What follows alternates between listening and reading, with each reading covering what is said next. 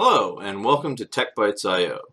In this episode, we will continue our review of basic types in Elixir. We will discuss collections such as lists, tuples, maps, and we will review the system types such as PIDs and ports. So let's get started.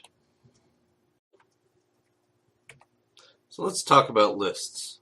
A list is a linked data structure which can be empty or consist of a head and tail. The head contains a value, while the tail is a list in and of itself. Lists can be concatenated and subtracted.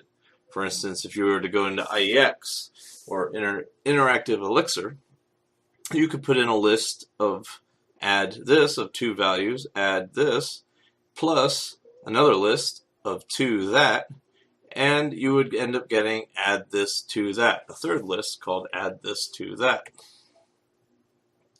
Tuples.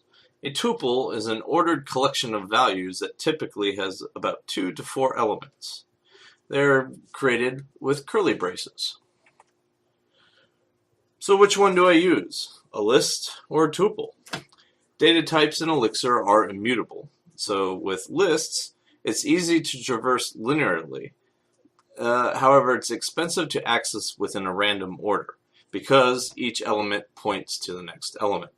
With tuples, you have data elements that are stored contiguously, and getting the element by index is fast. However, adding elements is expensive. So it depends on your application and what processes you are trying to run. So which data structure you would need in order to provide the maximum and best performance. Keyword lists. Commonly, you run into situations where you need to have key value pairs. Now you would have a keyword list, which has a key, has the key value pairs, and simply, but is important to remember, it is simply a list of 2-item tuples, and so therefore they move linearly across the elements as well. But so it's best for passing optional values. If you are looking for something more robust and store more data, then you would want to use the go-to collection of key value pairs, which is a map.